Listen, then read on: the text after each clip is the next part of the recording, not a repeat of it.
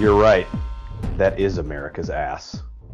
Welcome in to the Bro 4 Squad podcast, where we are just a bunch of bros drinking beer and talking movies. This is episode 168, and I am your host, the Mayor, Jeff Hornacek. Thank you guys so much for joining us for the movie discussion.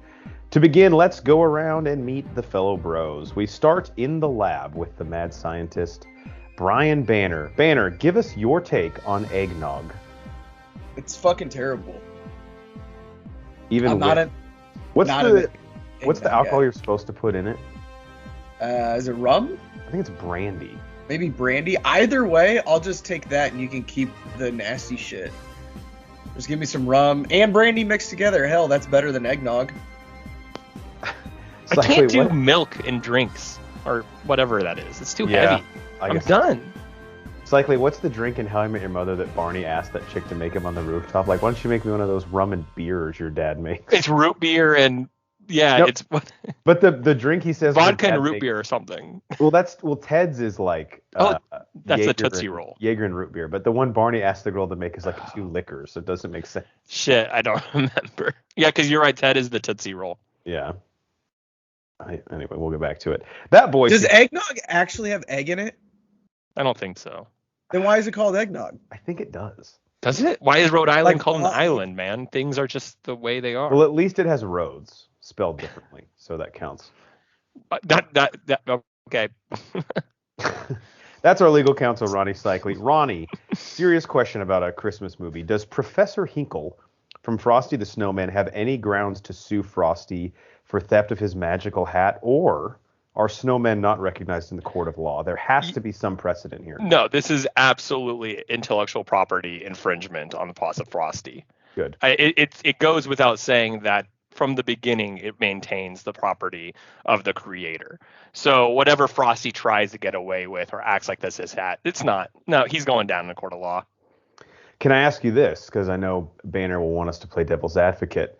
When the hat is on Professor Hinkle, it exhibits no magical traits. When it goes on Frosty's head, it becomes a magic hat. But it was created for Frosty.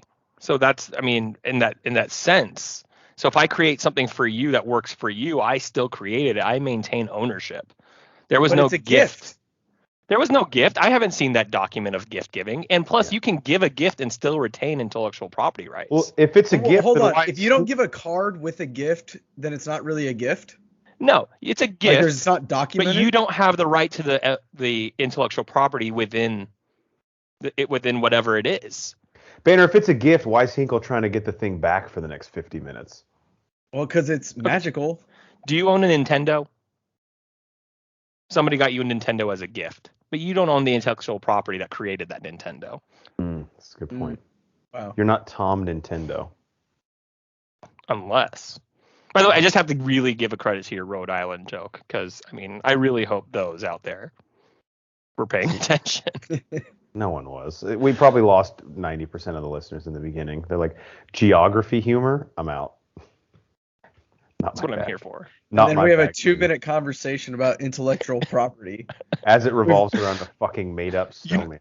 You know there's one guy listening like, finally, geography and intellectual property. This is the niche podcast I've been not wanting but needing. 168 episodes and I finally got it. And now we get snowman law. Disgust.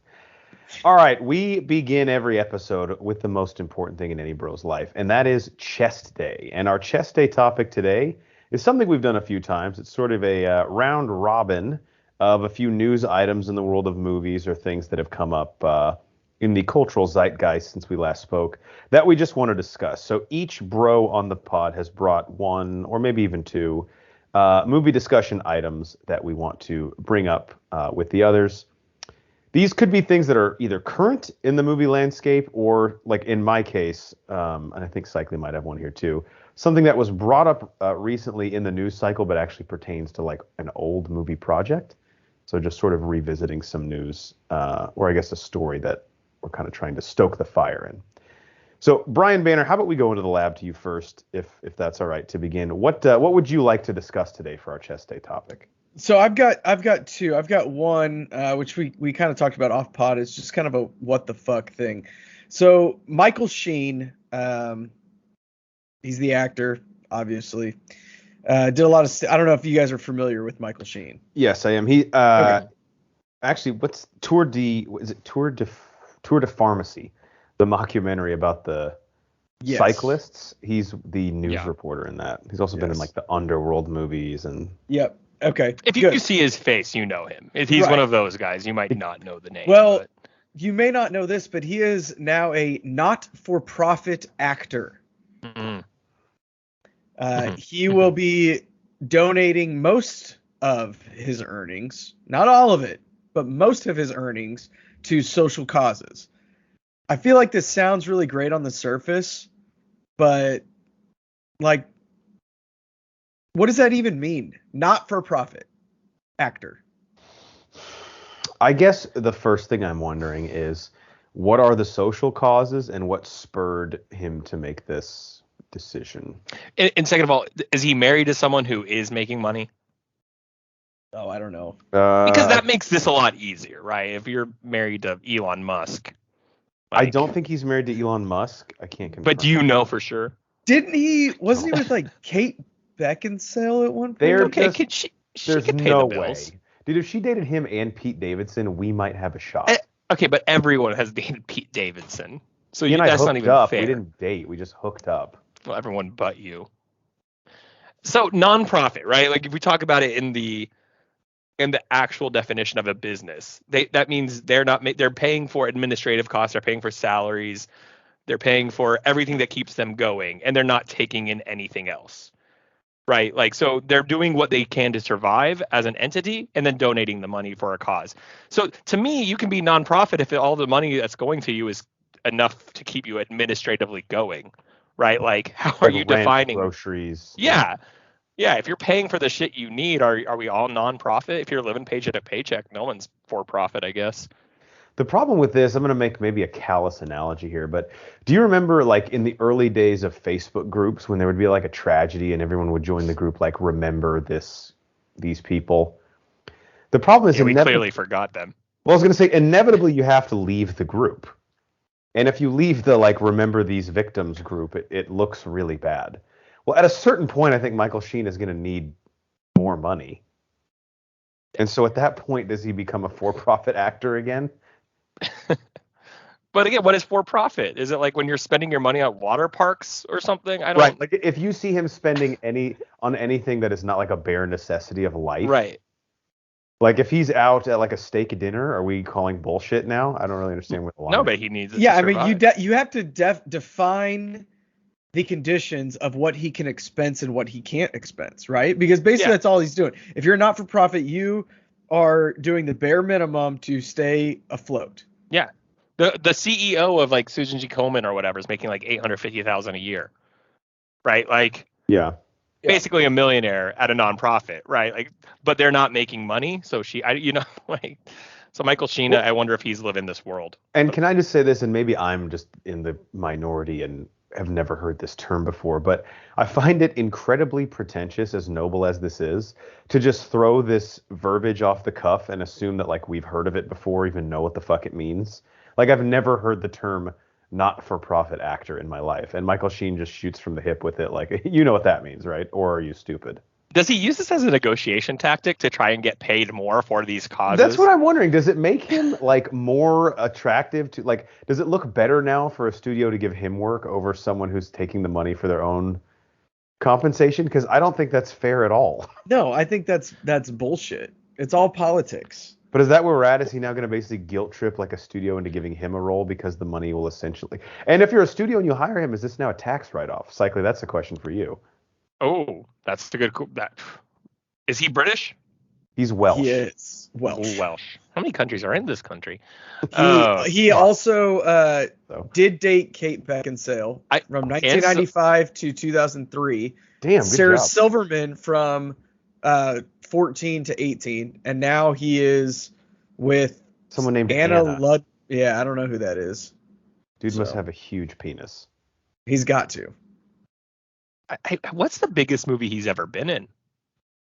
Probably the Underworld franchise. Yeah.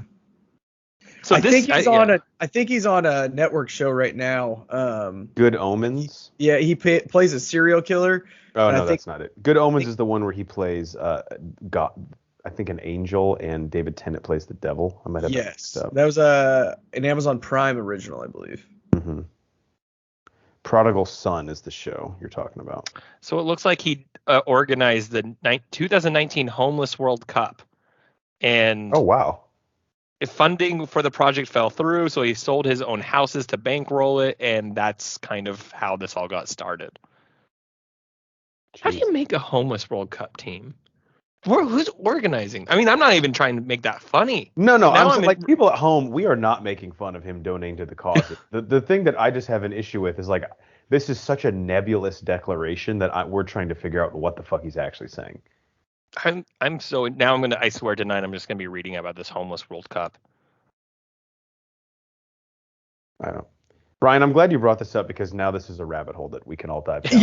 Yeah. No, I stopped talking because I went down a rabbit hole, like looking stuff up because obviously I wasn't that prepared to actually talk about it. I just threw it out there to let you guys talk about it. He was also in, I'm just thinking of like royalties that this guy has coming in. He was also in one of the Twilight movies. I think he was in 2 of them. Oh yeah, you're right. And he was in that Doolittle movie with Robert Downey Jr. I'm assuming as a voice. What's funny is if I was a movie studio, I'd be like, well, we're not paying you at all. That movie was so fucking bad. Say that again, Cycling. I was like, what if you're a movie studio? Like, oh, you don't need to get paid. You're just going to do this for free. Well, then he can guilt trip them like, so you're not going to give anything to the cause. No, what if they're like, no, we'll just give it straight to the cause? He's like, no, wait, that's not what I meant. At that point, if he complains, then it's like, you're a phony, as they say in Family Guy. All right, well, Brian, that's very interesting. What was the other one you had? If you wanted to. So the other one was more of just a question that I wanted to pose to you guys. So in May of this year, we got Army of Dead. Came out on Netflix. I know Jeff, you saw it. Cycly, did you see it? No, I did not. Okay. Well, I thought a cool premise for a zombie movie, which I'm a sucker for zombie movies. Yeah, I thought it was great. Way too fucking long, but good idea. Mm-hmm. In October, we got Army of Thieves, which was actually a prequel to Army of the Dead. Spoiler alert, I watched that this weekend. Was Zack Snyder involved in that in any way? Maybe an EP? Yes, he was an EP, and I think he's an uncredited writer.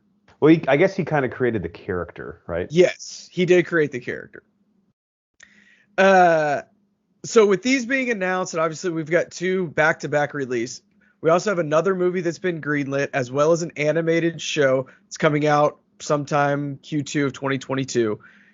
We also have a rumor of another movie that is going to be about the direct effects of Army of Dead, as well as another spinoff of one of the characters in Army of Thieves. We've got a full-blown fucking franchise here, guys. Yeah. All in a year. It's a lot. Right? That's a lot in a year. For just a decent movie. Right. And this is the first time where I think I can remember where everything came out all at once. They're announcing this and actually kind of following through on it, as opposed to building a franchise. Hey, we did this movie. Oh, it was really good. Let's do another one. Oh, well, let's do another one where we create a new character. Now that character gets its movie. I've never seen that happen right out of the gate. So my question to you is it a good idea? And is it something that other studios are going to adopt and it's going to continue to go on?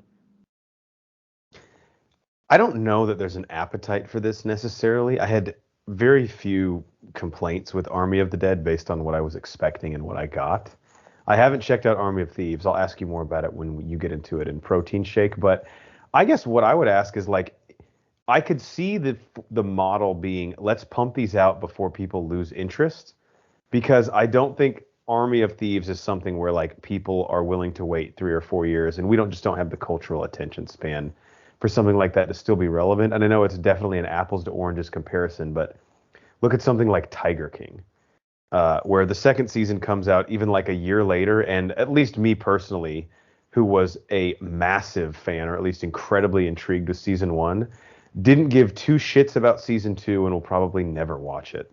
Now, again, I know that's reality TV, and very different from this particular franchise. But if we're talking like Netflix original content, they're probably like, dude, strike while the iron is hot, milk it for every last cent, and then just move on to the next thing.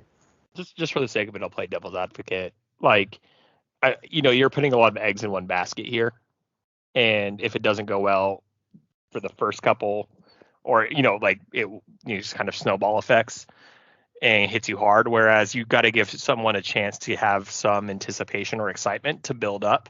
There is a ton of success. Marvel is the perfect example of spewing movies out, but with just enough time in between that like builds up hope and excitement. You're reading, you're watching the trailers and all kind of things. You got to give people a chance to like excite themselves about it. And if it doesn't go well immediately, then it almost like, oh, another one a month later or 3 months later. Like, yeah, I'm not. I don't know. Maybe I'll check it out in a few. I don't know. Maybe there's no motivation there. So I could see it being played both ways.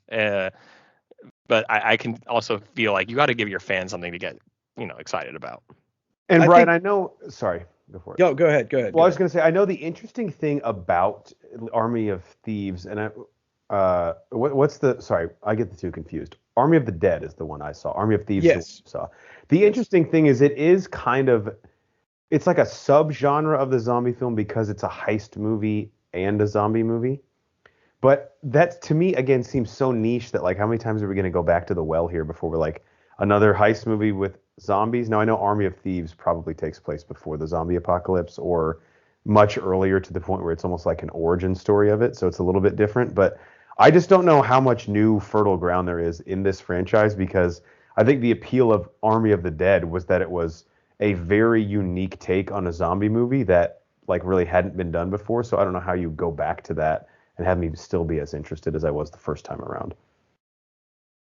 Yeah, I'm kind of split down the middle. You guys know I'm a sucker for franchises and connected universes and things like that. And I love when you take one IP and you pick from it and you can build another one off of that. With that being said, this all dies, which you guys said before, this all dies if your original story isn't good. Army of Dead is, like you said, Jeff, just interesting enough where I think in this instance, it will work. Because you have heist movies, but they put enough of a spin on the zombies where now you can make just straight up zombie movies off of that. But let's say that Army of Dead wasn't that good. This is a terrible idea. Right? And how much money are you paying Zack Snyder to put his name on all of this shit? That's the other thing. Well, not an issue, but like, I watched Army of the Dead and I was like, yeah, I'd be kind of interested in the sequel to this, but the actual character who Army of Thieves is based on, I liked, but I'm trying to think of an analogy that even people like Psycho that hasn't seen the movie would understand. I guess it would be like in Batman Begins, if you gave like the DA that works with Rachel Dawes his own movie. You're like, you're not really in this enough for me to. Yeah, kind of like, what am I getting out of that? Right. I'll talk about it in Protein Shake, but Army of Thieves works in that exact scenario that you just described, but I'll tell you why it works and why it wouldn't work with Batman Begins. Okay. Now, I'll probably give it a shot because heist movies, or this is why I was so attracted to Army of Dead in the first place. I love heist movies and I love zombie movies, and the fact that they were combined was like my wet dream. So I actually think you're gonna love Army of Thieves. I really do. Nathalie Emmanuel's in it, who I love from the Fast and Furious movies. Yes, and the main guy in it, the safecracker from Army of Dead, he actually directed this as well. Oh, did he really? Yeah, really cool. Oh, that's pretty cool. Yeah. All right. Those are my topics. We'll talk more about that in Protein Shake. Cycling, what do you have for us? Yeah, so it's not immediately like something that happened recently, but as everyone knows, we're getting a new Batman movie soon, and I'm a big Robert Pattinson fan, and the trailer I'm absolutely obsessed with. So anytime Batman comes along, I always get nostalgic, and we've talked a lot on the pod, kind of about the 90s Batmans and how drastically different they are, especially when you go into Batman Forever and Batman and Robin compared to Jack Nicholson's Batman and Batman Returns. And it always got me thinking that there's always conversations we don't really have about a movie that just never came out. And it was going to be the final story in the Batman saga of the 90s. And it was going to come out after Batman and Robin. It was going to be called Batman Unchained, which I always thought was called Batman Triumphant. Actually, in looking at this earlier today, Unchained? Was he ever chained to anything? No. I always thought it was Triumphant, and everyone on the internet always calls it Triumphant. But turns out that's that because was for that's some reason way better than Unchained. Yeah. I guess the original script was called Batman Unchained, and the only reason I want to talk about this is because it just led me down the dark path of like how Batman can be and how it's why I associate with why he's my favorite superhero, because he can be so relatable, even though he's a billionaire. But he doesn't technically have any superpowers. There's always dark emotions, and then comparatively to what they did in the 90s to his character and made it very childish and comic-y. And this movie was all ready to go until Batman and Robin came out. And as we've talked about on the pod, Batman and Robin is, what's a nice way to say it, ostracized. It was, just absolutely unique shit. Yeah, that's nice. Unique is good. I believe it was the second commentary we ever did as a podcast. It's the first or the second.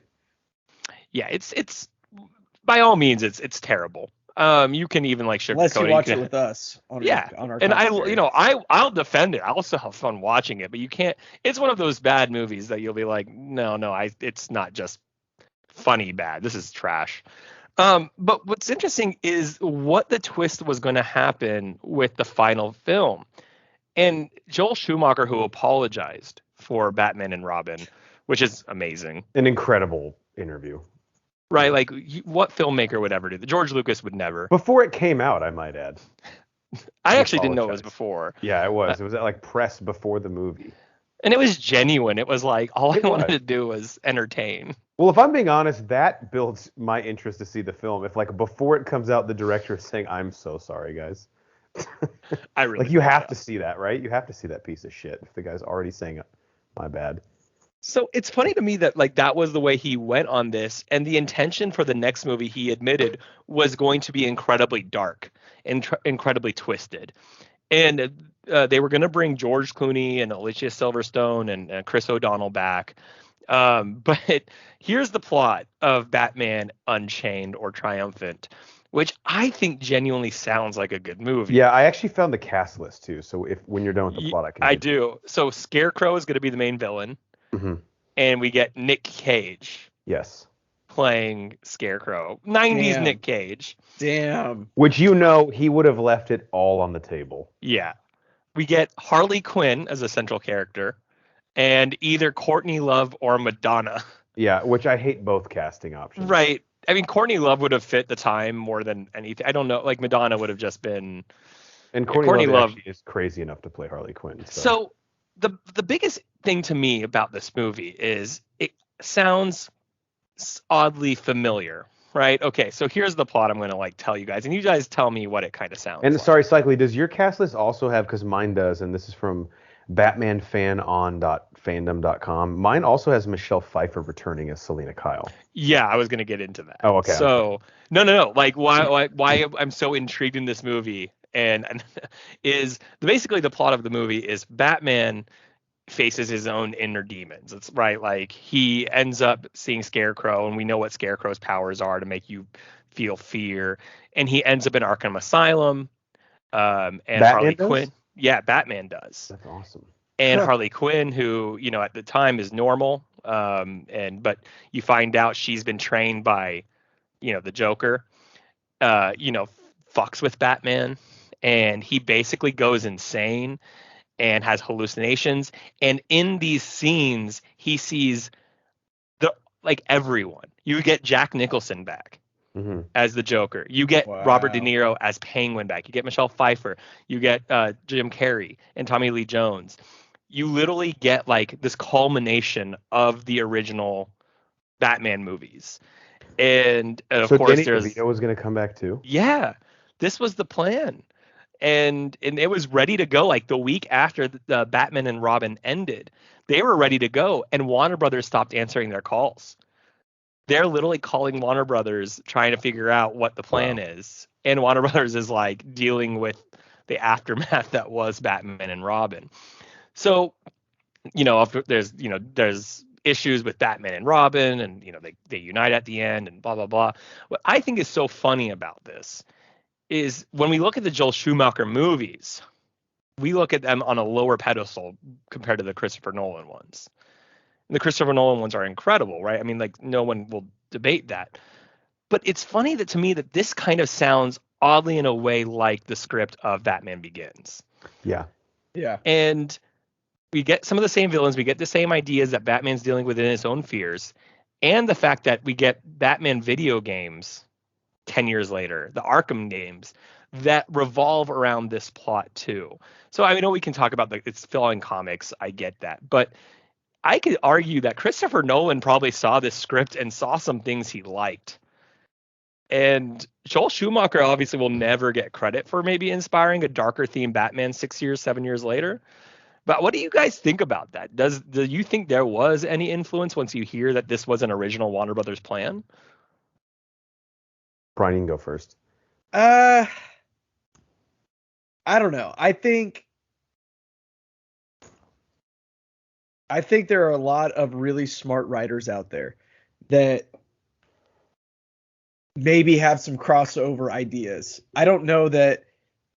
Basically, what you're asking here is, do we think that Nolan stole the script? Not stole the script. No, I wouldn't say stole. Inspired by it, I would say. I think he maybe saw it and says, "A dark Batman's possible." Maybe. The thing that I take away from the biggest difference in the two, which yes, those plots do sound fairly similar, but I think there's enough source material there, and there's a big enough difference in what you described and what we saw on screen that you can convince me that he never saw that script. Fuck was the other thing I was going to say? Was it something to do with maybe what would have happened if Schumacher got to make this? Oh, the biggest difference I see in the two properties are, one is very cartoony and very comic booky, where the other one is realistic. You can convince me that Nolan's Batman is alive in the real world today. I'm sorry, but everything in all the other ones, no. You're not going to convince me that any of that is even plausible. Whereas Nolan's, it's all very plausible. I think the interesting thing, cycling all this to me, is Warner Brothers and maybe they just didn't really think about this aspect of it beforehand, but I think the reason Nolan's Batman works so many years later is, number one, the taste of Batman and Robin in everyone's mouth. The direction, and this is what's been so interesting to me about the Batman character throughout its life and all its iterations, is there really are so many different ways you can play it. I mean, you look at Adam West, and it was obviously beyond campy. And then we have Keaton and Tim Burton's take on it to make it very gothic and not realistic, but still very dark and zero levity. Schumacher turns it into like basically a Saturday morning toy commercial. And then Nolan takes it again and, like Banner says, grounds it in reality. But I don't think that a sequel, like a direct canonical sequel directed by Joel Schumacher with the same Batman, could have existed like Batman Unchained. Because the whole time you would have been like, this has all the same characters, it's in continuity, but it's a completely different genre based on what I'm reading. It would have been so confusing to audiences, I think. That was going to be my next question. Like, what if this film had been made? How do we react to it? How do you react to a movie that's maybe really well done, but doesn't fit in this line? Like, how does a movie follow Batman and Robin and all of a sudden turn serious? Do you like it, or are you kind of thrown off? I think in a weird way, and I know this sounds impossible, it would have made Batman and Robin worse. Because now, if Batman and Robin had anything, it was tonally consistent. Like, from start to finish, it is a fucking zany, bonkers romp that, like, is not... I can see this being, like, on the, like, reviews of the film. Jeff Hornacek says. If it's anything, it's consistent in being bad. Like, like it's not towing the line between like, okay, well now we're gonna go for like a serious moment, because Uma Thurman knows what it is the whole time, and she's a great actor, but she's loving it. Right. No, at she no looks point, hot in it.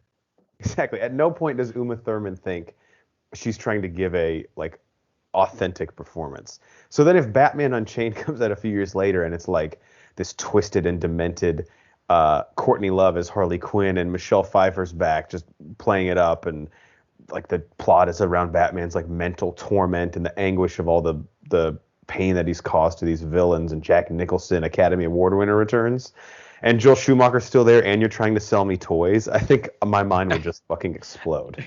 Yeah, I agree. I think it would have been a little different if it, like, so let's say it followed Batman Forever. Now, Batman Forever definitely has a lot of the same issues that Batman and Robin have, but Batman Forever still at some moments has some seriousness, has a little bit of darkness to it, not as much as the Keaton ones, but there is some seriousness in that movie. We've always talked about what Jim Carrey could do if he was Yes. under the Christopher Nolan Batman. But I think what happened after Batman Forever, it could have gone back into a serious mode, and I don't think we would have questioned it as much. Correct. But I think you're dead on. After Batman and Robin, it went the other way. And I just really, it would be interesting to see how we would feel about these movies. And does it change Christopher Nolan? Right? Like, what happens there? Does he ever get hired? I don't know. Exactly. I think Batman Forever, then this could be a whole other podcast, but that is sort of Batman like dipping its toe into the water of camp, because there are certainly serious elements, like even parts of Edward Nygma's story. Some of it just get ridiculous, but parts of it are actually pretty, like, they deal with a lot of issues of like mental health and like, the class system and things like Society, that. yeah. Right. But then you look at the way Tommy Lee Jones, who's maybe the most decorated dramatic actor in the entire cast, and the way he's directed to play Two-Face. It's like, what in the fuck is happening in this thing right now? I think you could give that movie to like a serious director and make that an Academy Award nominated movie, though. Like, just the idea of that movie. I can see Tommy Lee Jones, like, there's a day on set where maybe his agent's there and he comes off set to him and goes, "Are you fucking kidding me, man?" You know he hates Jim Carrey, right? Like, he hated Jim Carrey on that set. Yeah. I don't. Banner, what do you think, Eddie? Do I think? Like, do you think it, like, if we would look at this differently, was it even plausible? I don't think it's plausible. I think, I mean, it's really hard to, just based on the fact that the two Batman movies that Schumacher did make just, I mean, frankly, weren't good, and probably the two worst of all the Batman movies that we've seen. Right? Yes. I mean, I don't even think it's that close. I do really I have a soft place for Batman Forever, but I'm not going to sit here and tell you it's better than anything else. I have a blast watching them. Oh yeah, if you asked me at any moment, do you want to throw that movie on? I'd be like, fuck yes. Let's do it. But I don't think that this, I think if it got made, it would have been the biggest piece of shit we've ever seen. I think it would have been a jumbled mess. I think you would have had just too many. It just isn't. You can't pull that off, especially in the early 2000s. It wouldn't have worked. What does Batman say? What does Val Kilmer say to Jim Carrey in Batman Forever? It's just too many questions. Remember Edward Nygma like poses something. Yeah. He's like, "There's too many questions." I think that's how we should look at Batman Unchained. And let me always wonder what if. I was gonna say, let me put a bow on it by asking you this: which title do you prefer, Batman Unchained or Batman Triumphant? I think Triumphant is more marketable. Yeah, I think Triumphant fits with the Forever and, kind of like building. Yeah. Unchained makes sense when you see the plot. Yeah, Banner. All I can think of though is like, oh cool, we have another XXX movie. Xander Cage is coming back. God. There would have to be a scene where Batman is literally chained and he breaks it. You're like, oh, he did the thing that the movie's called. And then he turns to the camera and goes, "Now I'm unchained." Oh shit! Now I do want this movie. God. Joel, come back. Let's find let's do a seance and bring his soul back to make this film. It's funny. I still feel like Nicolas Cage would do this in a heartbeat if you called him up. It's such a 90s name to be like, let's go. And according to my cast list, Dick Grayson was also going to be, or he was going to be Nightwing in the movie. Oh. Interesting. So I could totally see too, like that would just be have happened in between movies. He'll just be like, the only reason that he would get added is so they could sell more toys, which again doesn't make any sense. Who was going to play him? Chris O'Donnell. Yeah. Chris O'Donnell was. But there would have not have been like a character arc. He would have just shown up as Nightwing and be like, I'm Nightwing now. Like, what? That's why I was confused. Like, yeah, you're right. I didn't like the name Robin. It happened between films. What the fuck? That's like one of the coolest things your character. Robin shit on my car and I was pissed at it. So now I'm Nightwing. I outgrew my Robin suit. You're 30. That doesn't happen. Shit. Cycler, did you have one more? Yeah, it's nothing to do with news, but because we were kind of talking about just funny stories and movies and things like that, I always like bringing up the fact that one of the most iconic movies of all time in Titanic, which you've heard us talk about all the time, us defend. Check out our movie commentary on that. God. 3 hours of greatness, I promise you it is worth every second. That might be my favorite we ever did. That one was really fun.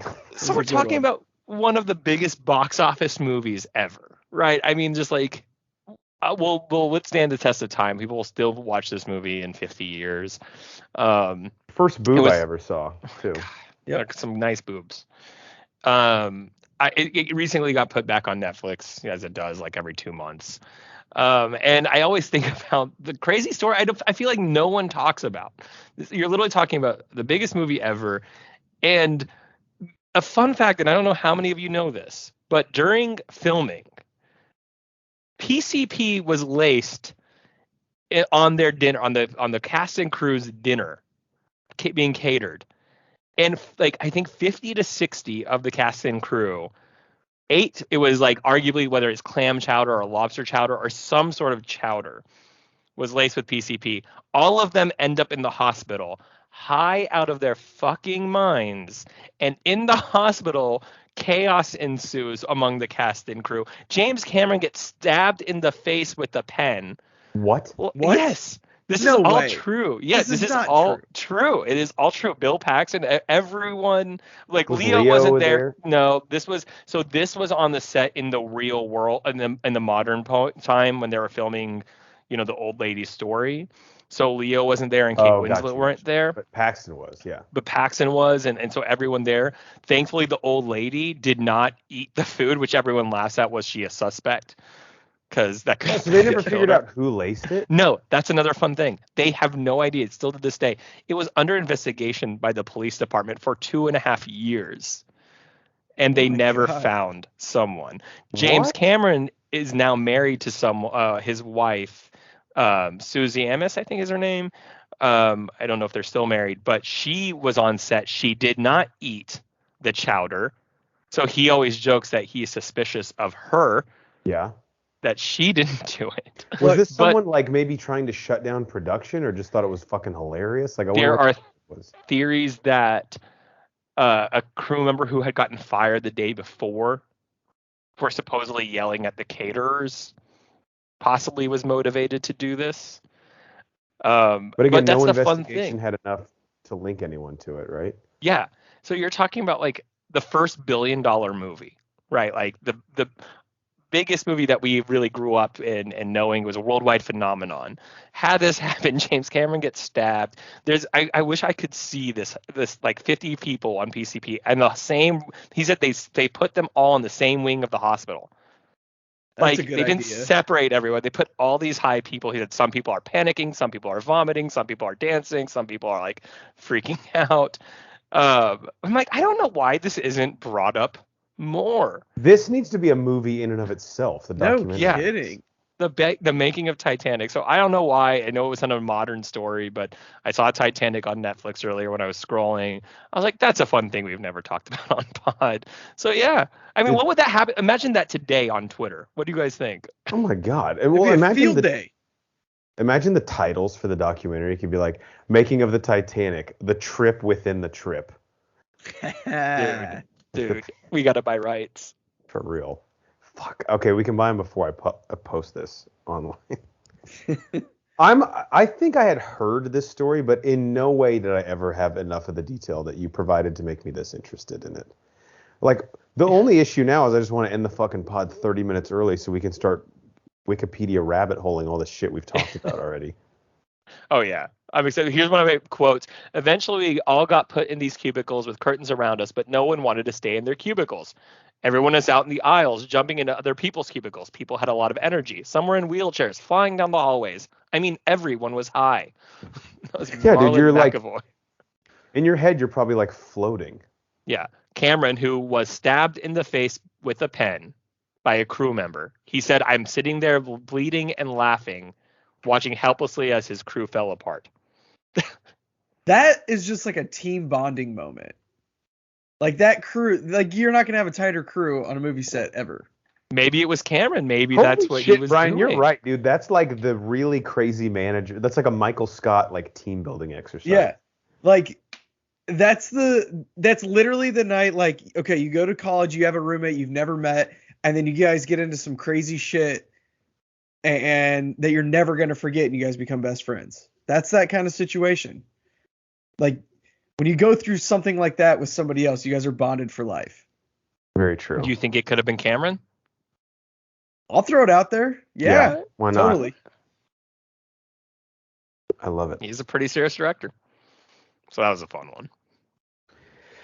Man, how do I fucking follow that up? With another James Cameron story. That's how. So my news article, it was actually published on Collider.com earlier this week, and kind of similar to the Batman Unchained / Triumphant story. This is a project that I think we've talked about on pod before, and has kind of been well known for a while, but just because of recent things happening, it's been brought up in a few press rounds again. But James Cameron was speaking to Collider about the shelved early 2000s, I think, right before Sam Raimi was actually given the keys to the Spider-Man franchise, his project, and James Cameron, to direct a Spider-Man movie with Sony that obviously never came to be. And Leo was originally attached to play Peter Parker. Man. And Spider-Man. And knowing James Cameron and what we know about him, obviously there would have been a much different sensibility to it than the Sam Raimi Spider-Man, which, although, you know, we hold it in very high regard, just I think a lot of us for nostalgia purposes, every time I go back and revisit it, I'm like, this actually isn't that well made. It's really dated. Yeah, it really is. But this is what James Cameron told Collider about his never-made Spider-Man movie. So according to Collider, Cameron wanted his Spider-Man to have a kind of gritty reality to it, which is pretty remarkable and pretty remarkably prescient if you consider that the likes of The Dark Knight would come out only a decade later. In his words, and to quote James Cameron, quote, "Superheroes in general always came off as kind of fanciful to me, and I wanted to do something that would have been more in the vein of Terminator and Aliens." Keep in mind this would have been like 2001. That you buy into the reality right away. So you're in a real world. You're not in some mythical Gotham City or Superman and the Daily Planet and all that sort of thing, where it always felt kind of metaphorical and fairy tale-like. I wanted it to be, it's New York. It's now. A guy gets bitten by a spider. He turns into this kid with these powers and has this fantasy of being Spider-Man. And he makes this suit, and it's terrible.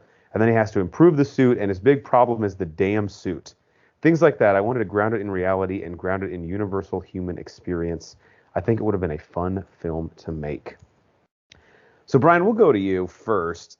Obviously, we know what James Cameron, what his ability is as a filmmaker. We know what we ended up with from Sam Raimi, which, being the first real live-action Spider-Man we got, holds a very special place in our heart. What do you think of this project? And I know we've talked about it a lot, but to my knowledge, this is the first time that Cameron has really delved into detail about tonally what he wanted to do. Although to me, it doesn't really come off as much of a surprise, right, with what where he would have wanted to take the character. Yeah, it's not a surprise at all, just with his style and everything. But I don't know that this would have worked right out of the gate. I don't either. I don't think this movie would have worked in the early 2000s. The reason that these movies that are grounded in reality work now is, frankly, because the ones that were prior to that, like the 90s, weren't grounded, and they really weren't good movies. Now, with the exception to that is X-Men. Obviously, that came out in 2000, and that was pretty grounded. Well, I think what X-Men did that's unique is, obviously, was written as an allegory to civil rights.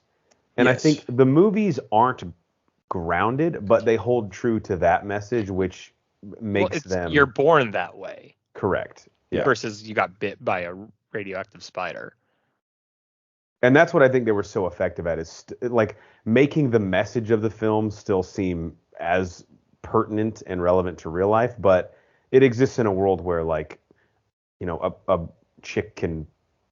hot blue scaly woman can turn herself into a 65-year-old white male senator.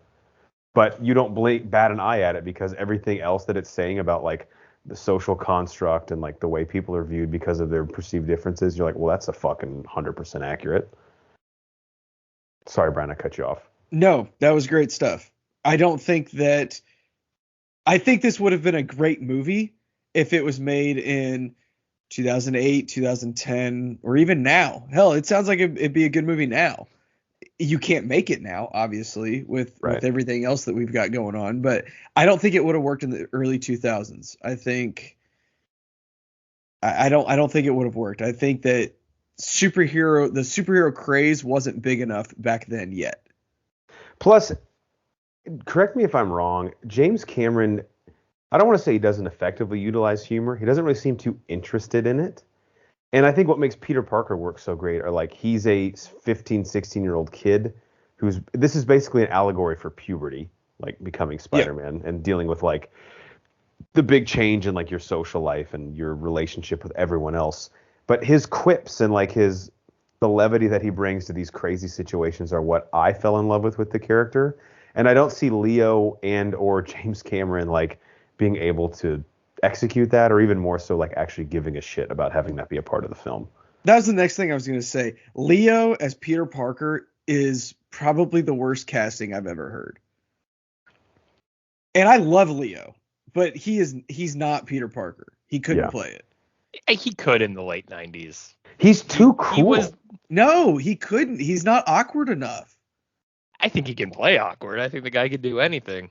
I don't know, man. I mean, I don't know. Late 90s Leo was, like, peak, like, heartthrob Leo. Yeah, dude, he's too Mr. Steal Your Girl. Like, how am I supposed to believe that this kid isn't the most popular guy at his high school? Yeah. It's like, what do you think? He could probably play Flash. Thompson. Yeah. I think, Brian, you made a good point. Like, I think this movie could be made today. And with how many Spider-Man movies they could do, why not make it today? I do think the early 2000s was an interesting time period for movies, that superhero movies, especially coming off the 90s. And it's funny that these topics are rolling into each other, coming off the Schumacher Batmans, kind of threw everything off. I mean, we saw the original Hulk, right? The Bruce, oh my gosh. Eric Bana. Eric Bana, thank you. That movie is terrible in the sense that it also went comic-y, right? Like, it was very campy. The film style that it was done, it just seemed like people hadn't put their finger on how to do a comic book character movie. And again, it all changed with Christopher Nolan. Maybe James Cameron could have started that evolution 6 years earlier, maybe, but I don't know if we were ready for it. And I think that's interesting. Christopher Nolan's Batman came out at a time where almost everything, we had enough time in between, right? Like, there was enough time without real superhero movies. The Spider-Man movies were really popular, but it just hadn't hit the way that we had it earlier on, and it changed it. James Cameron's talented enough, but I get why this movie wasn't made.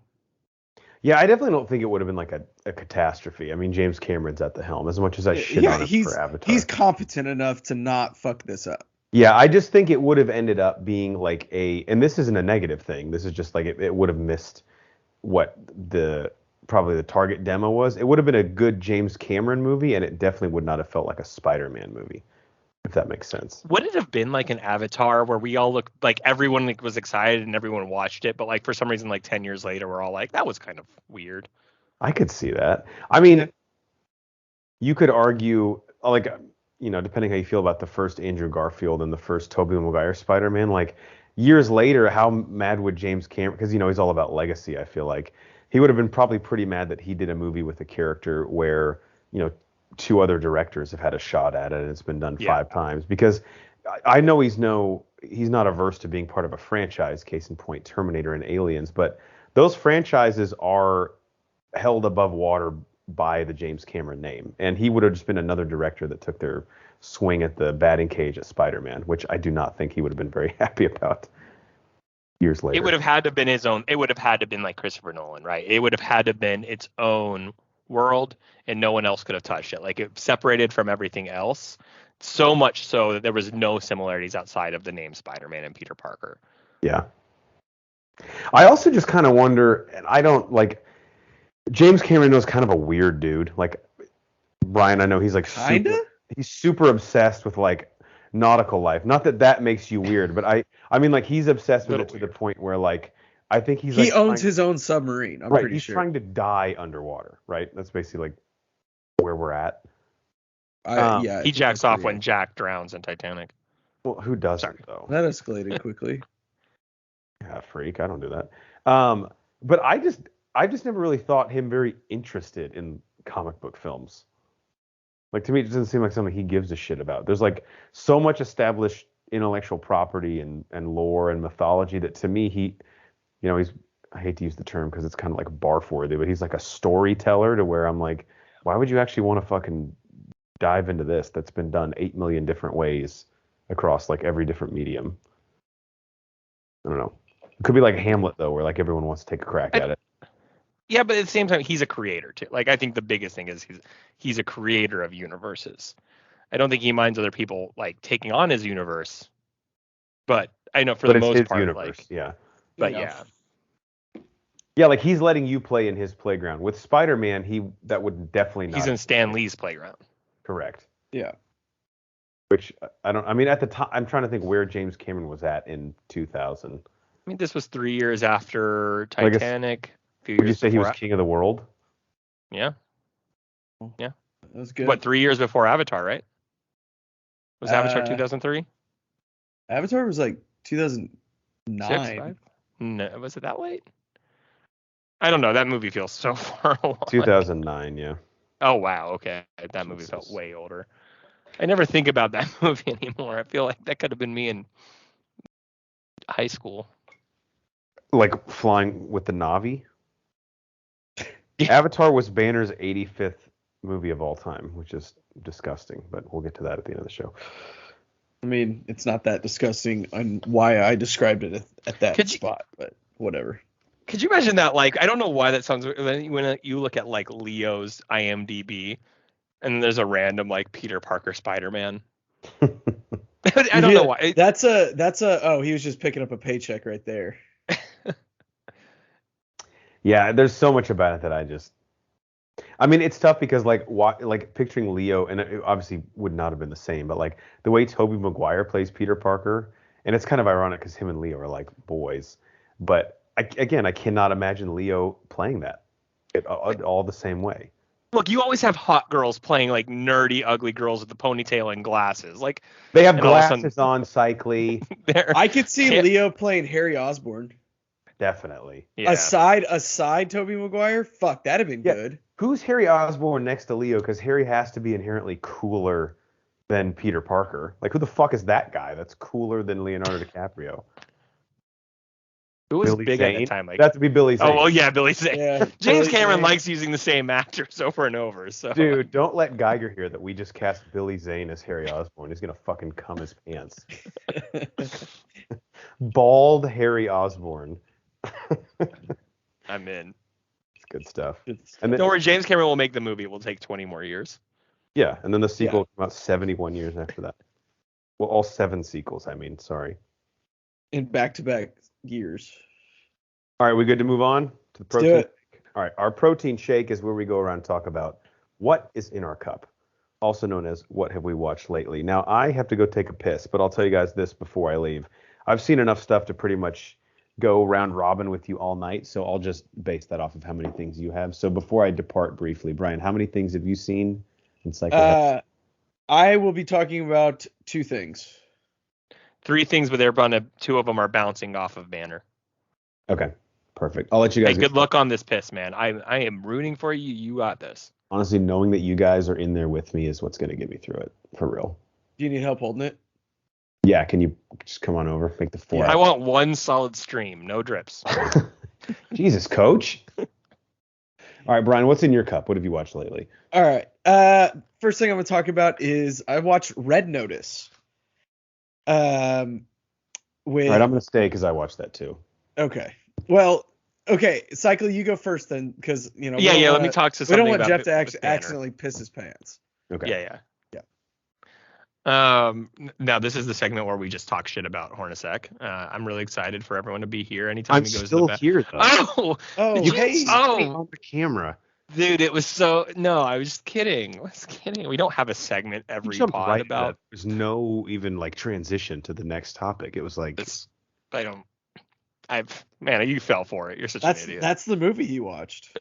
Yeah. So okay, I finally got on Dexter New Blood. Okay. I have watched 2 episodes. Okay. And how many are you? Are you all the way caught up? Oh, I'm caught up. 5? We're watching that shit Sunday night when it drops. So funny. That's what's funny. Like I'm only 3 episodes behind you, I guess, at this point. Yeah. Have you been spoiling for people, or should we keep it minimal? I think let's try and keep it minimal. Okay. Maybe not major plot points, but I won't say too much because obviously most of you have heard Banner talk about Dexter New Blood on here before. So I'm just going to kind of get up with a little bit of my thoughts. So I'm a huge Dexter fan. I watched the original 8 seasons, even though some of them really were rough to get through. I've probably seen the entire series 3 or 4 times. Season 1 through 4, I've definitely seen more than that. Season 4, I will go to the fight to the death. I think that is the best single season of television ever. It is incredible. I mean, I wouldn't agree with that per se, but it is up there. Yeah. I think you have season 4 of Breaking Bad probably rivals it. Yeah, I would say it rivals it, but I think, that's a whole nother topic for a whole nother. Absolutely. And first 1 through 4, I think we've said this before. Season 3 is the weakest of the 4, but still pretty incredible. Few comments I'll make without spoiling. 1, just good to see Dexter and Deb, right? Like it's been a little over 10 years. It's fun to see. Obviously, I liked what they did with this first episode. Without spoilers, it doesn't feel like Dexter at all, but you can tell it's on purpose and for the end. There's no theme music that's related to Dexter. There's no inner monologue that's related to Dexter. I'm sorry if you mentioned this, but do you think that's because of like the time that's passed since the show ended? It needs to feel sort of disjointed. Yes. On purpose, you're seeing a Dexter his name is Jim. He's removed from who he was in Miami. And so it's funny watching it because you know why they're doing what they're doing, or maybe you're wondering why they're doing, but like it feels off the whole time. You're like, oh, I'm just watching a brand new show about some guy who has some secrets. Like it doesn't feel like it's connected to anything. It's like the same actor. It feels familiar. Yeah, but it's different. It could be any drama murder show almost. Same, but different. Same, and but different. What I like is, so I finished episode 2. Obviously, we're now getting some themes of his life coming back to haunt him. We get a little bit of Harrison. I don't think that's really a spoiler. No, and I do like the dark passenger being Deb. Obviously, she had to be involved, even though she's dead. She is not just what I knew. I knew she was a dark passenger. That's not a spoiler. You knew she was going to be in the show. Yeah, that was in the trailer, I think. Yeah. What I think is interesting is she's not like Harry was as a dark passenger, right? She's not complete opposite. Yeah. I kind of like it because it's very Deb. Like she's a shit talker. She's mean to him. She's like, I mean, Harry was never like, I guess he was supportive, but he was always kind of like fucking Dexter, man. Yeah, he was also a consciousness of like to be good, whereas Deb is just ripping into him. Yeah. Here's my problem. Here's my problem with Harry, the character and the dark passenger, Harry. How terrible of a father are you that you teach your son how to kill and not get caught? Like he realized. I would argue that. I hate to play devil's advocate, but I would argue that he knew that this was better than the alternative for Dexter. He knew Dexter was going to kill. Right. He would rather have Dexter kill someone bad. Like he was like, Sure, but why not just try and get Dexter the help that he needs? Well, I don't think he viewed it as like that's not going to stop this. Like we can go down that road, but we're spinning our wheels. This was also like what 1970s Miami, True. like also, you know, fathers were in denial. Like also, we wouldn't have a show. I was gonna say, let me be that guy, because then there's no show. Yeah. Yeah. So I will say this, it's been fun to see him back on TV. I wouldn't say it feels like season 1 through 4 Dexter at all yet, or at all. But it's definitely been long enough that even if it's something like season 5 through 9 Dexter, fuck it, why not? I'm in. I'm having fun. I purposely waited because I know I was going to want to binge it. I binged the first 2 today. And so, yeah, I'm in. I'm excited to see where they go with it. We'll see how we feel about it at the end. But even if I don't like at the end, it still was probably better, or if the same as how they ended it in 9. So I don't know if you feel that way. Are you looking for answers, or are you just happy for the ride? I'm happy for the ride. I was very skeptical going in because first off, I think Dexter New Blood is a stupid name. I think they should have just called it Dexter. No, but it's blood because it's like murder, though. Oh. Yeah. So it's like Rhode Island. You're welcome. It's nothing like Throwback. It's way less clever than Rhode Island. I'm intrigued by it though.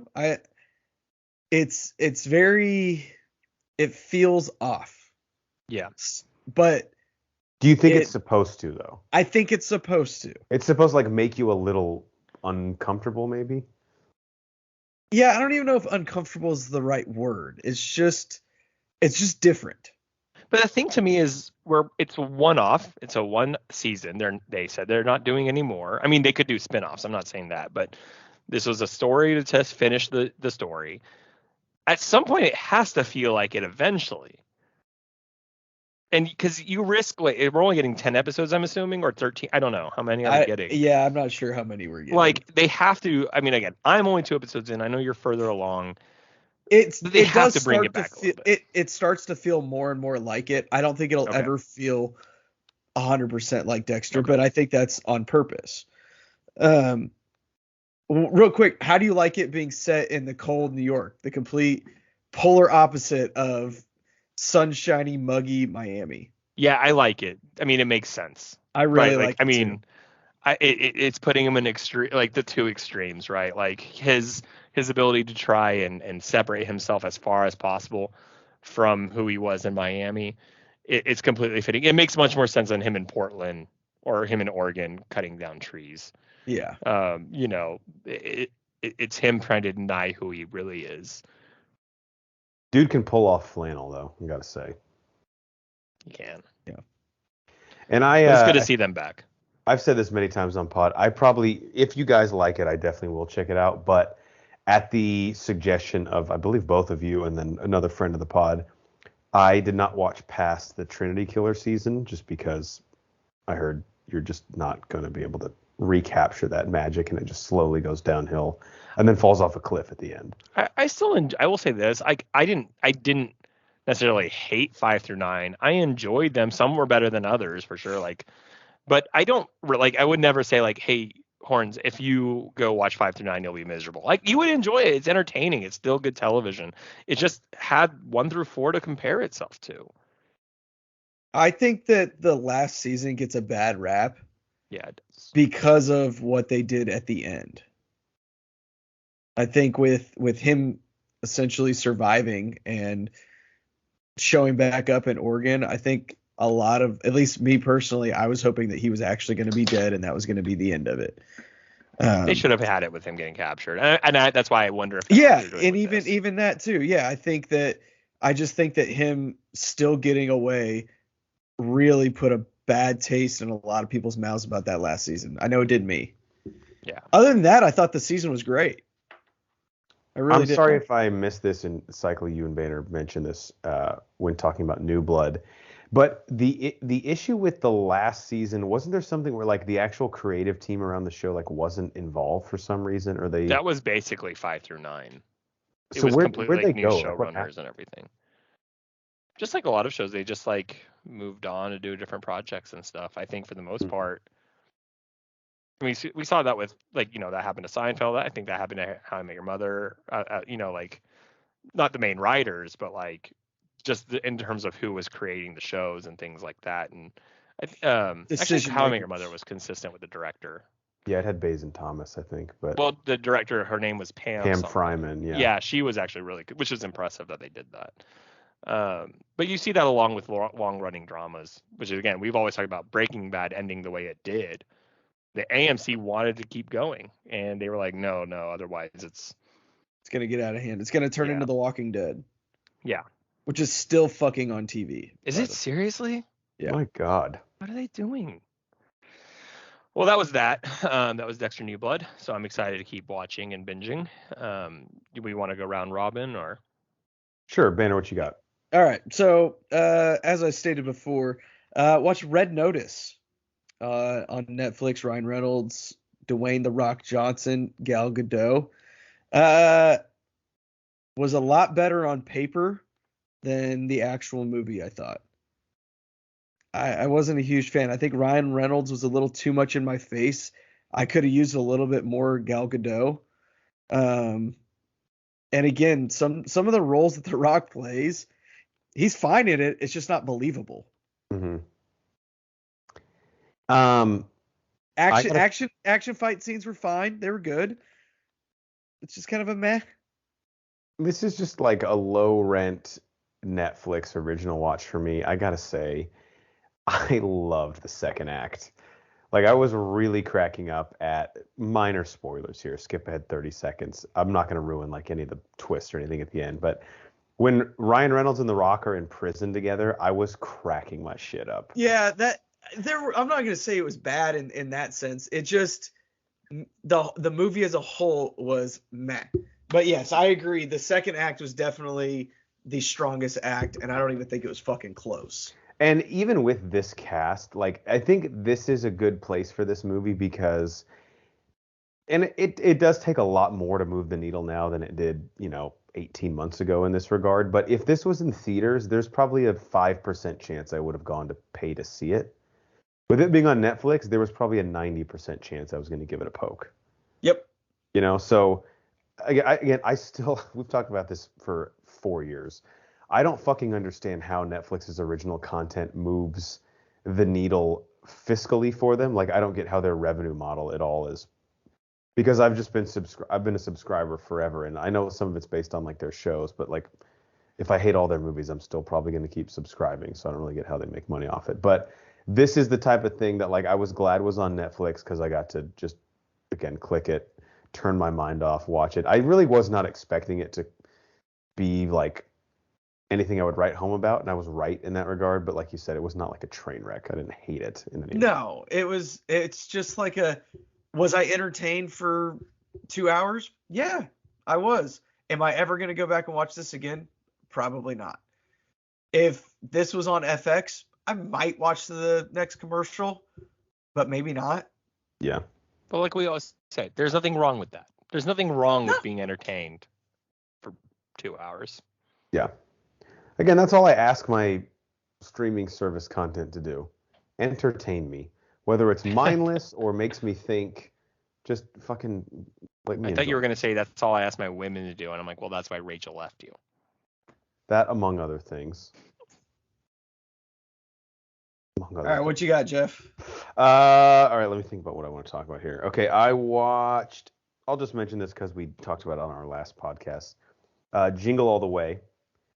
It is, I would say, about an every other year Christmas movie for me. I talked about it in our Bro v Bro segment where Brian and I battled for Cycly's affection defending Jingle All the Way versus Christmas with the Cranks. Don't spoil it if people want to go back and listen to it. But I'll say this. This is how I like my Arnold. Self-aware and trying to be a mattress salesman named Howard, even though he's an Austrian bodybuilder. Jingle All the Way just has a nice nostalgic feel to it. And I think every time I watch it at Christmas, it moves up just slightly on my Christmas list. Wow. For whatever reason. And I think it's because of Phil Hartman in a lot of ways. One other Christmas movie I watched, and then I'll turn it back over to you guys, was the HBO Max original 8-Bit Christmas. I wanted to watch that. You're halfway through? Okay, yeah. Starring Neil Patrick Harris. Yeah. Cycly, you would absolutely love it. I've heard good things. Do you know the premise of it? Yeah. Yeah, so it's I like know the HBO description of the premise. Yeah, it's right down your alley. Neil Patrick Harris is a dad with his daughter on what's it, like Christmas Eve, like Brian? Christmas Eve or maybe the 23rd. Yeah, it's right around Christmas time. Yeah, and he is telling her the story of Christmas Eve 1989 when he and his friends were desperately trying to get a hold of the newly released Nintendo Entertainment System. And it has sort of that great MacGuffin element that a lot of Christmas movies have, where it's like, we have to get this one gift. How do we do it? Hijinks ensue. And they're like prepubescent kids in suburban Chicago going through this sort of crazy adventure. My one knock is that it's only rated PG. I think this would have really benefited from a PG-13 or R rating. But I got to say, the end of this movie especially finishes with, number one, a pretty big emotional twist, and number two, like pretty much everything you want in your Christmas movie. I was dropping tear, as one of my pods would say, when they cry at a movie. I got pretty emotional at the end of this one. What time period? Did they say exactly what year they go back to? 1989, I believe. Although the joke is kind of like he can't remember the exact year. Okay. He's like, it was 88. 88, it was 80, It was the late 80s. The late 80s. That was a good line. I've seen that part. Yeah. So, I'm excited. I've been wanting to watch it. My sister and her husband watched it and said it was really good. Yeah. And the one who lives in Chicago or the other sister? The other one. Okay. I feel like that's like the way we just said that, like she's the forbidden, like she's the ostracized, the other one. Oh. No, but there is a lot of like, I got a lot out of it, but if you grew up or live in Chicago now, there's like a lot of, I think, little jokes that you'll get like about the mall and stuff like that.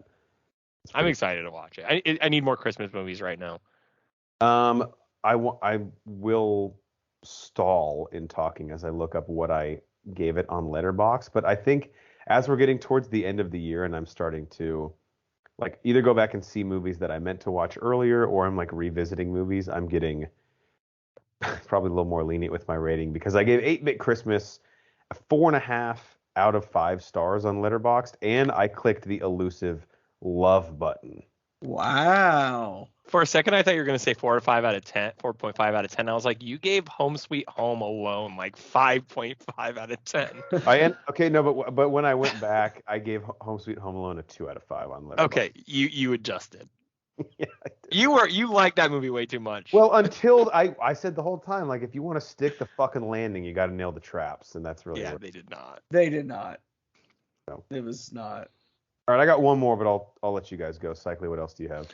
Yeah, I mean, I can do these two together because they're kind of quick. One is I should have mentioned this on the last like 2 I was on, and I completely forgot. I finished show You. Oh yeah. On Netflix. Yeah, you finished me.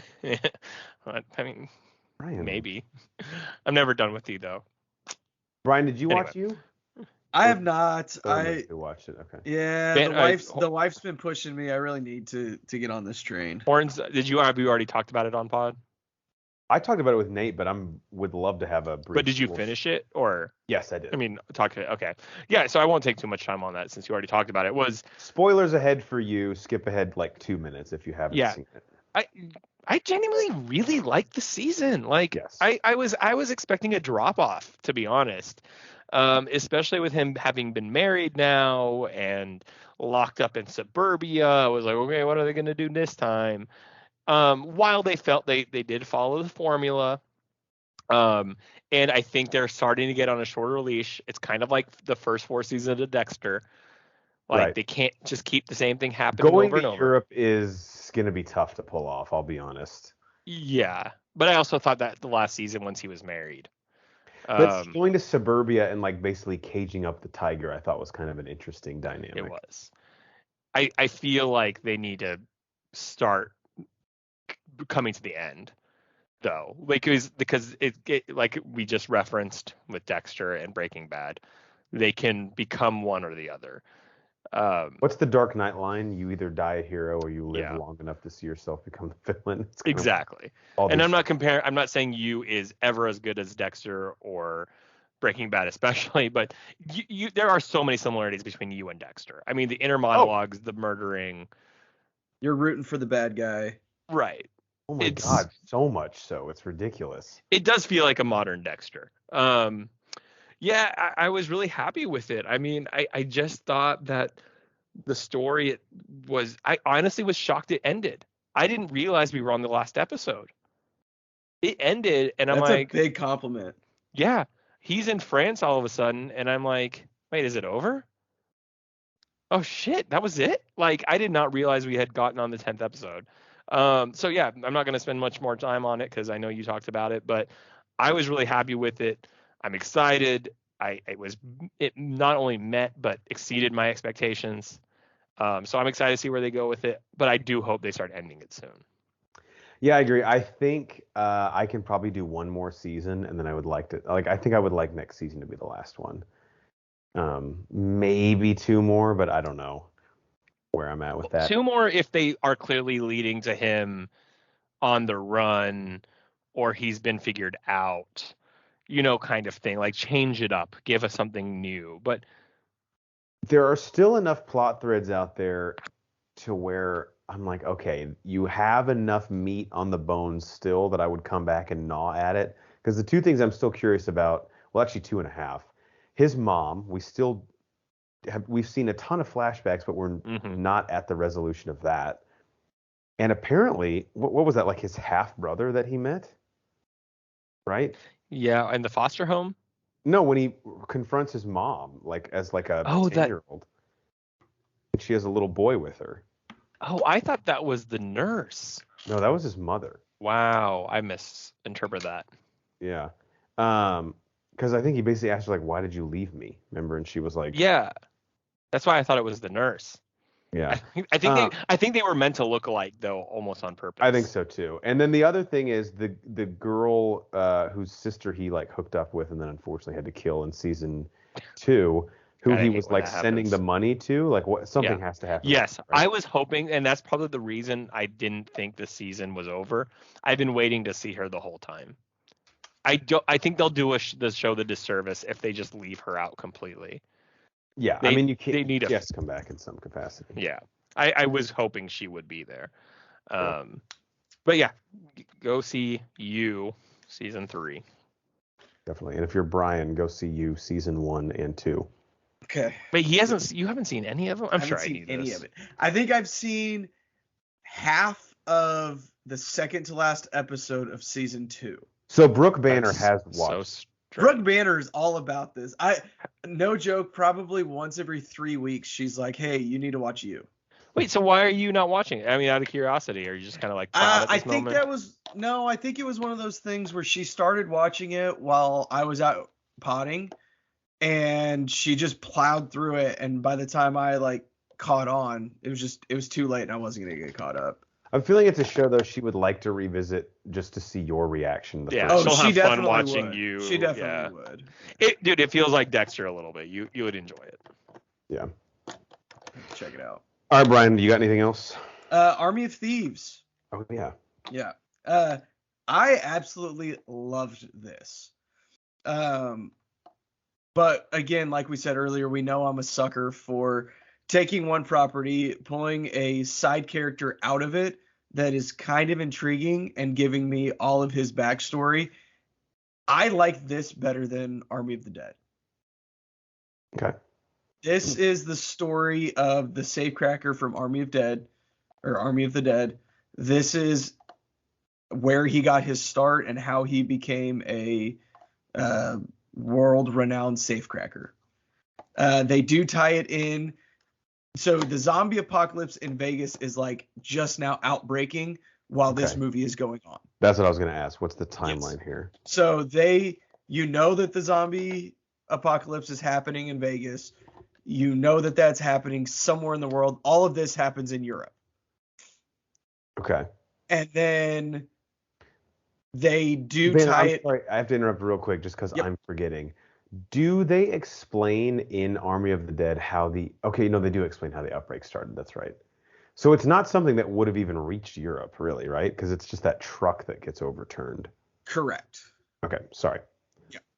So but because all of that is happening in Vegas, there are a lot of banks that are moving money around in Europe. Okay.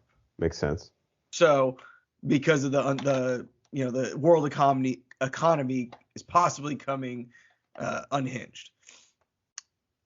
They also tie it in very nicely to Army of the Dead, which I really appreciated.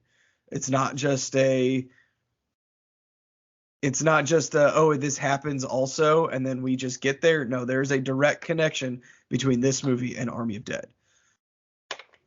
Can I ask this question? You will love this because A, it's a heist movie, and 2, I think that the characters are so interesting in this story. Okay, good.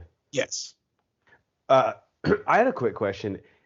These were, I mean, the production schedules, I know Netflix, one of the things I need to give them credit for is they can turn around a production schedule pretty fucking quick.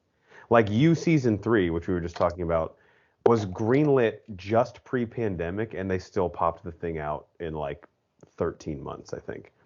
But with this, do you think there's any reason why they didn't release this one before Army of the Dead? It wouldn't have worked. There's Really? not enough. You don't have a big name. It's not an action movie, and Schneider's name wasn't. He didn't direct it. So okay. I think to get people, especially where, I mean, essentially this is an experiment, like we talked about earlier. They're releasing several movies almost back to back. They've announced a show that's coming out. If you would have put this one first, this is not the story that needs to go first to execute this franchise birth. Army of the Dead was. This is a better movie in my opinion. I think the characters are more interesting, but this is a great complement to Army of the Dead, and I can see them doing a story like this 1,000 times with every single character, and if they do it like this, it would be great. It's kind of a cool model. Like, do an ensemble film like Army of the Dead. Give us, a little bit of background and context on each of the characters, and then if any of them pop, go back and give us like the full story. It's like the Black Widow Budapest scenario. Yep. And the thing, I think this was already almost greenlit, if not was, when Army of the Dead was also. The guy, I can't remember his name, but the guy that plays the safecracker, Ludwig, he did not know of Army of Thieves, but essentially signed on for it. And I believe they filmed back to back. But didn't he direct it? He did. I think that part of when he got signed on to Army of the Dead, they said, "Hey, we have this other movie. Your character, you're doing this also." Okay, Cycly, you even went to school in Germany, so you are our German expert here. What is this guy's name? Read this last name for me. He plays Ludwig. Matthias Schweighofer. Okay. That's Schweighofer. Schweighofer. All right. That's the dude, right? Yeah, that's the dude. He is absolutely phenomenal in this as well. You had to take a breath. Matthias Schweighofer. German is not an easy language. You have to breathe in as much as possible for all the syllables they have. Great. They don't break up words into other words. They just put 5 words into one. In fact, it'd be more efficient if we combine these 6 words into one word. Don't worry, we'll put a few tildes above the top. It'll all be fine. All right, anything else, Brian? Nope. Army of Thieves, I suggest it. Jeff, you'll love it. I'm definitely going to check it out. That's all I have to say. All right, I'm going to try and bust these 2 out real quick because my list is pretty extensive and I want to make sure that I can finish it off next episode. I watched an extreme guilty pleasure movie called Christmas Inheritance on Netflix. The only actor in this any of you guys would recognize is the guy from The White Lotus who's married to Alexandra Daddario, and he's in the later seasons of The Office. He's one of the interns. He's so lucky. Yes. I'm not going to look up his name because that's not what we do on this podcast, but it's basically a Lifetime original movie Like in the sense of like here, Lifetime original movie, Cycly. Just guess anything about the plot. Spoiler alert: it involves a woman. A woman who has been scorned, whether abusively or by a cheating boyfriend or husband, finds herself on a trip or with a new job Holy and shit. finds love at the end. Okay, Brian, why don't you take a guess? It's definitely over a weekend. This is incredible. This should be a fucking game. It's gotta be. Small town, maybe hometown. Jesus Christ, yes. Maybe hometown. Yep. All of this. She goes home. Here's the plot. Woman who is like next in line to be the heir to some company is with an emotionally abusive fiance that she has, and she is forced to go back to her dad, aka the CEO of her company's small town that he grew up in, to just learn a little bit of living. And there, believe it or not, guys, she meets a local who doesn't have all the money and all the fame, but he sure does know how to treat people right. And believe it or not, this girl starts to realize that maybe her emotionally abusive fiance and her overworking herself isn't really the best way to live her life. And god damn it, I fucking loved this movie. Banner, we should write for Lifetime. It's not that hard. It's crazy how Banner didn't repeat a single trope you had, but yet everyone he said is also in the movie. We know our Lifetime movies. Yeah. Christmas Inheritance. I fucking dare you to watch this and not have fun with it. I gave it 2.5 out of 5 on Letterboxd, and this 1.5 plot. I know it's because it's a Lifetime movie, I'm sure, but it sounds super familiar. Yeah. What was it called? Christmas Inheritance. It's Sweet Home Alabama, dude. It's because there's 30 of these. There's a million. Why is this movie really familiar? And I pitched this to Banner. I think like no, I am like 60% sure I watched this like 2 years ago. Okay. I mean, it could have been anything you want. Again, yeah. Lifetime. Well, that's why I'm only 60% sure. Lifetime. I think it's more of a commentary. Lifetime is unabashed about making 10 of these a year. Like they're very upfront about it. I pitched this to Banner, I think 4 years ago, and I know that I'm preaching to the choir because Cycly's in. But I think every year we should put that year's Lifetime original Christmas movies in a hat and draw one, and we have to do a blind commentary on it. I'm done. Done. And I know it's a few years old, but Christmas Inheritance would be my inaugural pick. Have you guys seen the picture of like the Hallmark original movies? I mean, we can throw those in the mix too. But they're all literally, there's like 9 of them, and they all have the same exact damn cover photo. Woman in between two guys, one who she's currently with, the other one who she's going to end up with, and she's like awkwardly pulling the scarf of one of them. And they're just incredible, man. Like lather, rinse, repeat. Fucking sign me up. Once you made the sale, stop selling. If it ain't broke, don't fix it. Exactly. I highly encourage you guys, if you're like a bottle of wine deep after dinner on Friday night, it's on Netflix. I did watch this a couple years ago. Play this game with your wife. Throw on Christmas Inheritance and be like, hey, we'll stop when one of us says they've had enough. An hour, 40 minutes later, the credits are rolling. You're both like, that was kind of fun. Yeah, who taps out first? Play that game. No one will. I know it won't be me. One other thing I watched real quick, Love Life Season 2 on HBO. HBO Max, excuse me. The original season I was a huge fan of. Anna Kendrick. It's basically about a mid-20s someone like trying to navigate romance and their career growth in New York City and sort of all the ups and downs that come with that. It's a dramedy anthology series, but they do connect the character. Like season 2 is a new character from Anna Kendrick's character.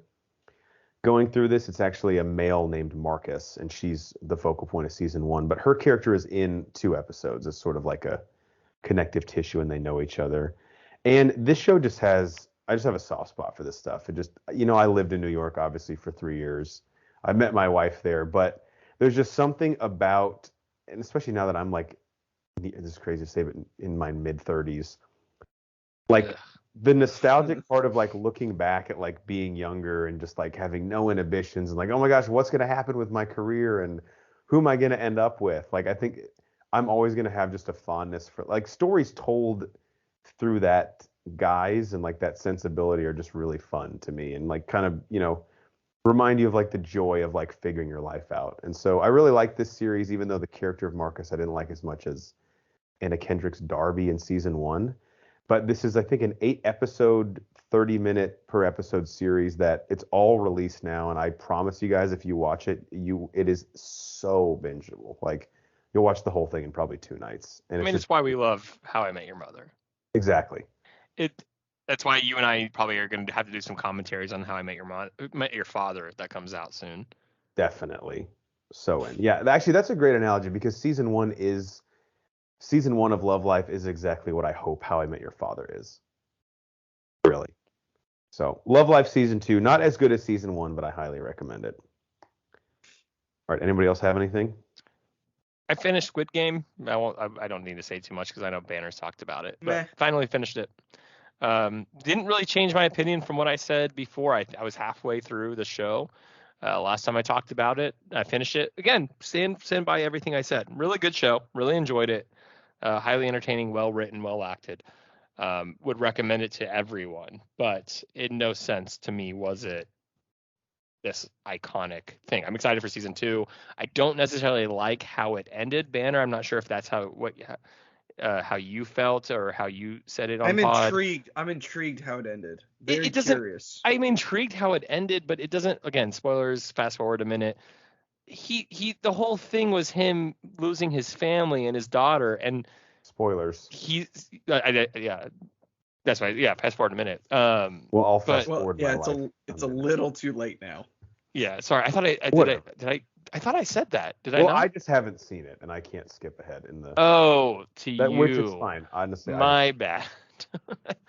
Oops. I don't know who you're talking about, so it really. Yeah, that's true. But basically, like, sorry that I kind of changes it. But Banner, you know what I'm talking about. I don't think it really makes sense. I think that how it ended as well does not fit the theme and the tone of the rest of the show. No, it doesn't. What is he going to do? It very much feels like, hey, we ended this, and then holy shit, we might have something here. Let's throw an extra scene at the end of the show. Do another season of the. Yeah, exactly. Like, what is he going to do? He's not James Bond. I don't know. But let me ask you this: after having seen it, I think you went in with the right mindset to evaluate this. Is there anything about it specifically that you think led it to become this cultural phenomenon? Like, what would, if you could pinpoint it, can you? Like, why this show of all shows this sounds really douchey of me, so I'll say it. I think most people aren't. Yeah, that's probably true. Most people don't watch too many foreign things. Agreed. Right? Like you and I, we've always enjoyed foreign films and shows.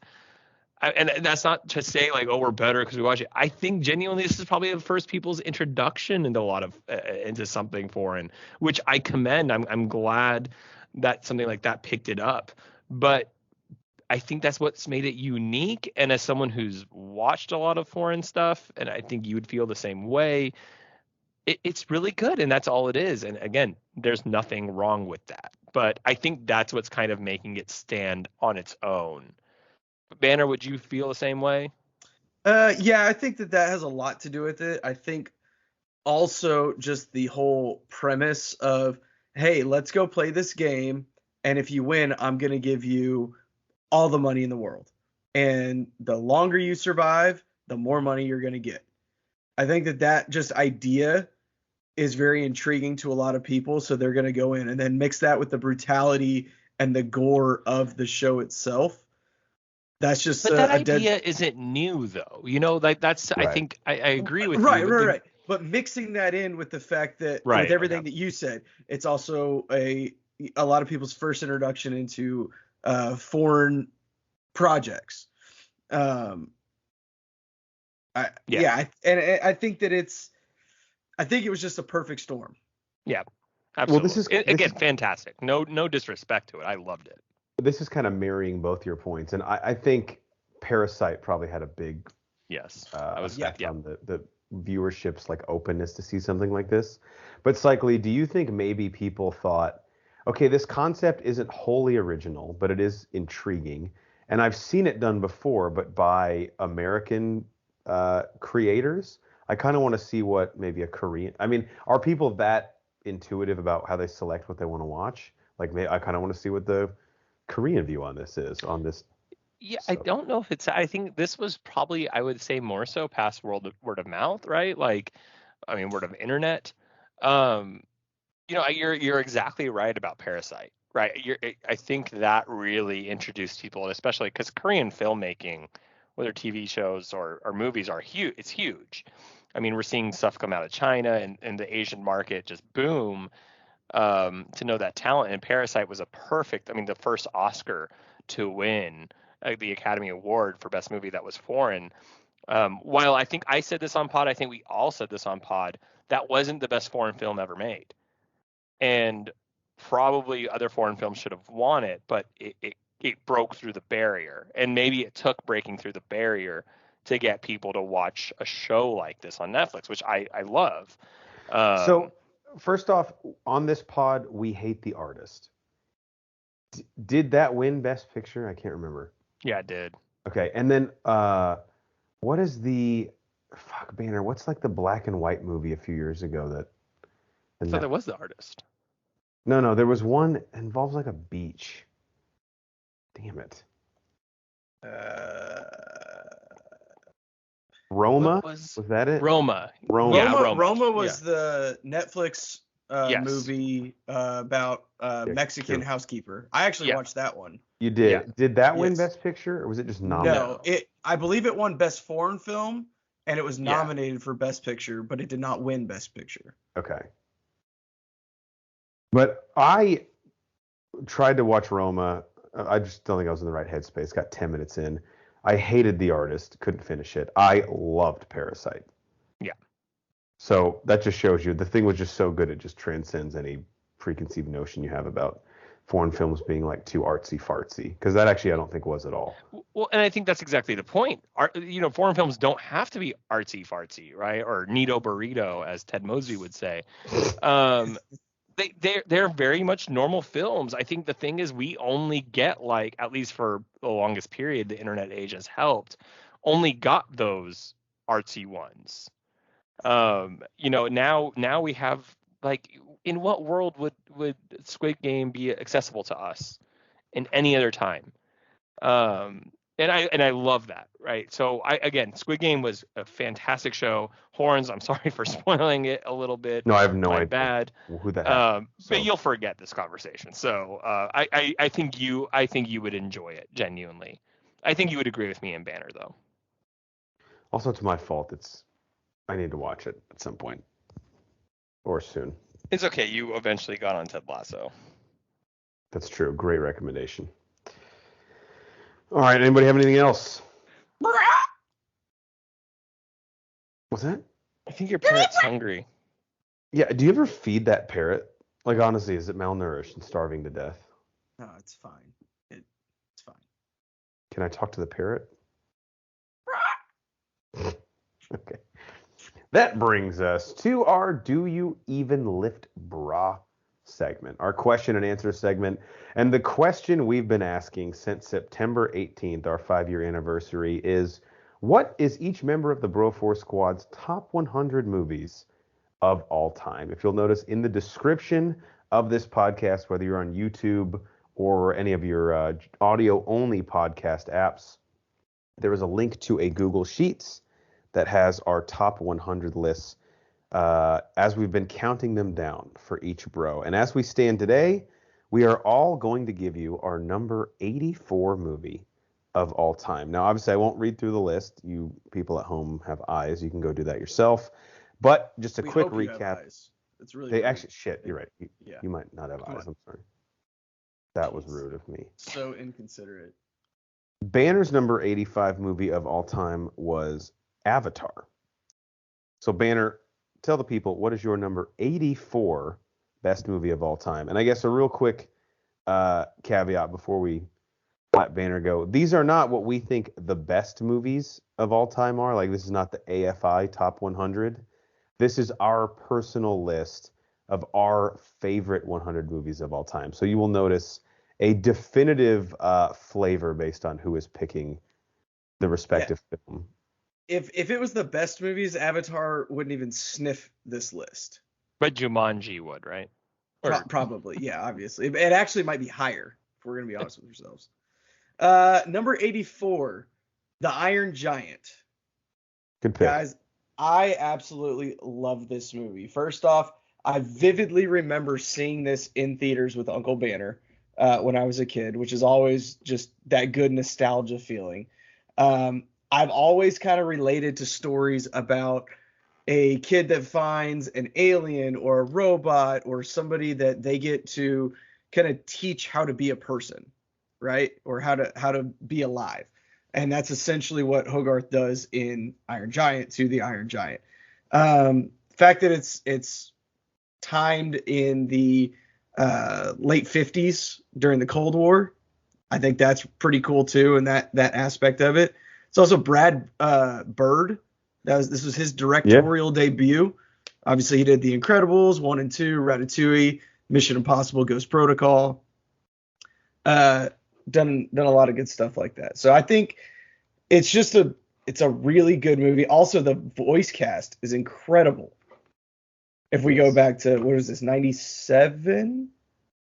It is. It's loading on my computer, so I'm just kind of stuck. 99. Yeah. So voice cast on this, guys. We have Jennifer Aniston, Harry Connick Jr., Vin Diesel, Shooter McGavin. Yep. Who's a great villain in this. Yeah, there's a few others in there that are you'd recognize, but again, guys, it's just a good old school animated movie. This is also, which I didn't know this until today when I was reading up on it. This is the first animated movie that mixed traditional artwork or traditional animation with computer animation. I don't know how true it is. I just read it on the internet. Very interesting. I could buy it with the time frame. First off, the story about Uncle Banner, that's what these lists are all about. Is any personal memory you have from the movie, like what makes it special to you? In my opinion, third best Vin Diesel movie of all time, and the top two that I think are ahead of it are on my top 100 list. One of them, incredibly high. Will not tell you what it is, but that's your little tease. I can almost guess what it is, and I bet it's top 10. What? It's obviously Triple X. No, Triple X Return of Xander Cage. Oh, yeah. I apologize. Man, I'm just spoiling everything today. Because Neymar, the soccer player, dies in that movie. I don't think I knew that. Does he really? Yeah. Yeah. He gets exploded. He blows the fuck up. I would love to see him sell that like he does when he gets hurt on a soccer field. Don't worry, the barista did pull a red card when the missile. Good. Okay. Yeah. All right. Banner's 84 is the Iron Giant Cyclee. Your number 85 movie was A Few Good Men, which as a lawyer and as a film fanatic is just absolutely perfect. And as I think I complimented you last time you were on pod with us, I am glad you picked that because we need a few of these actual good movies to sort of, no offense to the other ones, but to legitimize the list, right? I just like that you follow that anytime Banner goes first. Hey, when you see mine today, like I'm in no position to be speaking. Well, it depends on if we're doing one or two, because if we're doing two, you'll have to excuse everyone else. So now I kind of want to do two. No, actually, you guys will love my second one. So Banner, either way, it's fine. Your 83rd if we did two each real quick. Of course. I could get to my number one if we want to do 85 tonight. Okay, Cyclee, what's your 84? Okay, so this is a pretty recent movie that I saw. So it was tough for the recent films I've seen to get on this list, to be honest. But it's not a new movie. It came out 6 years ago. And Horns, I'm pretty sure I saw this and called you immediately. It's The Gift with Jason Bateman. Oh, yeah. I've definitely seen it on your recommendation. Because I freaked out. This movie is incredible. I had never heard of it. I think it was last summer, just 6 months ago, and I was probably bored to death on Netflix, didn't know what to watch. And I saw it was, probably on the thriller section of Netflix, and it had Jason Bateman. And I think I just did a little Google and had really good reviews. And I was like, all right, fuck it. I guess I'll watch Directed this. by Joel Edgerton, who actually stars in it. Yes. And I think it's only like 2 movies he ever did, right? Like maybe he's going to do more, but that he directed at least. Oh wow, he wrote it too. Jesus, Joel. It's I'm not going to spoil it because this movie needs to go in blind. It is an incredible, not I wouldn't say it's not a whodunit by any means, but it will literally keep you on the edge of your seat, consistently going, what the fuck is happening? Yep. And it's funny to me because I don't know how I didn't hear about this movie in 2015. Horns, I'm sure you kind of felt the same way because we're so into the same movies. This movie, if you like psychological thrillers, if you like, just, having that intense anxiety when you're watching a film, like you never feel comfortable when you're watching this movie. It literally checks those boxes and deserves to be talked about more. And Jason Bateman gives an incredible performance, considering he's someone who always plays someone very likable. Yeah, I was gonna say, correct me if I'm wrong. This was pre-Ozark, right? Like this was probably what put him on the radar as. I think so. Yeah, I think you're completely right. I think this is a couple years before Ozark. And if I had seen this before, maybe that's the only reason why I watched this, seeing it was Jason Bateman in it. I didn't know he did films like this or roles like this. I won't say much. It's just basically about a husband and wife who move back to the husband's hometown. You find out the husband was kind of a popular kid in school, and there's a guy who remembers him from school, and he's really creepy, and he keeps showing up to their house, and it just kind of goes off from there. But what you think is happening isn't really what's happening. And anyway, I won't go on about this movie, but I did love it. And Horns, I think you felt the same way. So have it at 84. Yeah, and the one thing I'll add to that as a sales pitch, without spoiling anything, but the thing that makes this movie so great is constantly you're jumping back and forth based as you get more information between who you actually think is, like, what you think you know about the characters, basically. Like, as more information comes out, you're like, well, maybe this person's actually a piece of shit. Oh, wait, maybe this person actually is. And as the picture becomes more clear, then you start to learn, like, well, maybe some of the information I have isn't quite reliable. And it's just an absolute, I think, a clinic in script writing. Really. The end is so fucking good. But, Banner, you need to see this. Yeah, I'm in. It sounds interesting. You'd like it. All right, on to me. My number 85 movie was That Thing You Do, the Tom Hanks directorial debut, and just a great piece of Americana. My number 84, and this is like tying right into what Banner said with his nostalgic moment of the Iron Giant being a movie that he saw with his uncle. My number 84 is Rush Hour 2, and this is the first DVD I ever purchased. Wow. That's awesome. Yeah, I got a DVD player for my 15th birthday, and Rush Hour 2 was the first DVD I ever purchased. So, like, pretty much every night when I fell asleep, I would have this on. And even knowing what was coming, I remember laughing my fucking ass off at pretty much every scene. And I will still argue, has the greatest outtake in any movie I've ever seen. Do you know the scene I'm talking about, Banner, with Don Cheadle? I believe so. So Don Cheadle is obviously an African-American man who owns and runs a Chinese restaurant. It's part of the humor. But Chris Tucker is like his old friend from when they grew up in Los Angeles. And he brings Agent Lee, played by Jackie Chan, to the restaurant to ask him some questions about a group of triads that have come through his restaurant. And in the outtake, Chris Tucker keeps accidentally referring to Lee as Jackie because he's played by Jackie Chan. And in the scene, without breaking character, even in the most like minute way, he keeps saying, Jackie, didn't you tell him that? And Don Cheadle gets fed up and goes, his name is Lee, god damn it. It's like so done with Chris Tucker accidentally calling him Jackie.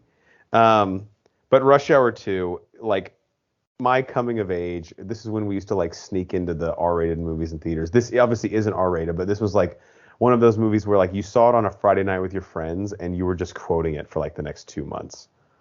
Do you have Rush Hour on your list?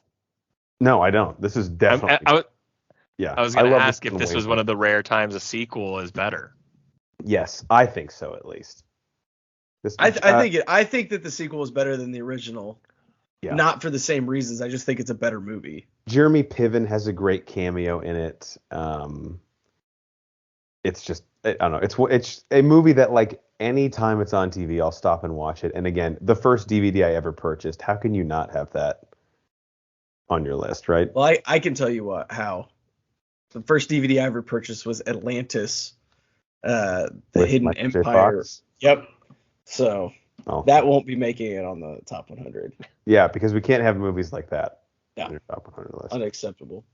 All right, we'll do one more because Cycly teased it perfectly. Oh, hey, we don't have to. We can save it. No, we No, have I'm to now. excited. Banner, what's your number 83 following the Iron Giant? All right, 83. I actually had two pretty good movies tonight, guys. Murder on Orient Express, 2017. Kenneth Branagh directed. Absolute phenomenal cast. And what I like about this movie so much is that when you have all these big names in this movie, sometimes you can get these big actors trying to overact each other. Everybody knew their role and everybody stayed in their lane. Just Even perfect. Josh Gad, I have to say. I have to say, look, I don't like Josh Gad. We're very vocal about that on this pod. This and Avenue 5 are the only things I can stand him in. Avenue 5, he is. Avenue 5, he's fucking great into.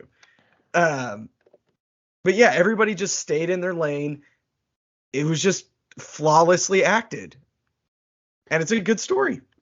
And the more movies we get with Dame Judi Dench in our collective top 100, I think, again, just legitimizes our list. Also, really fun to see Daisy Ridley in something outside of Star Wars that isn't a total piece of shit. Yeah. And she was great in it. Yeah. I know it's been pushed back 37 times because of COVID, but when are we getting Murder on the Nile? Do we know? I think it is supposed to come out next summer. Okay, that's been pushed back 2 years. I was actually wondering if that was going to be. Yeah, I'm pretty sure. Let's see. February 11th, 2022. So coming up. No, so Oh, pretty soon. wow. Yeah. Is there a trailer? I didn't know if they were going to have to do something because Armie Hammer's in it, and obviously he's been canceled. But it does have Gal Gadot and my favorite, Russell Brand, among others. This cast is very interesting. It's either going to work really well or work horribly. Those good words there, guys. Okay, there we It go. will not be a medium movie. God, it's going to be the most mediocre thing I've ever seen now. All right. I kind of want to leave Cyclies for the last thing on the show. So It's not Yeah, as you have to. No, something you have to. you guys will all unite. It's not as exciting. okay, why don't you as just go think then? it's What's gonna your be. number 83 movie of all time following The Gift? You guys are gonna. I think it should be on everyone's top 100. It better be. It's the fucking Phantom Menace. I'm Banner, pretty sure I think I've you already already talked said it, about right? it. Yeah, That's right. I know. I was almost mad at you Yeah. for it being so low. great. Yeah, this is Banner's number 95. Horns. I was a little worried. I was expecting to see everyone's by now. Banner. I felt like I hope that means it's above for everyone else. But Yeah, hang on. While you talk about it, let me check and see. I mean, there's what is there to talk about Phantom Menace? In doing this list and Banner, I know you probably felt the same way. It's just, look, I will defend this movie to my death. I will accept its flaws and just embrace them. I think we saw this. We've talked about this a number of times on pod. We have seen it. We were at the perfect age when it came out.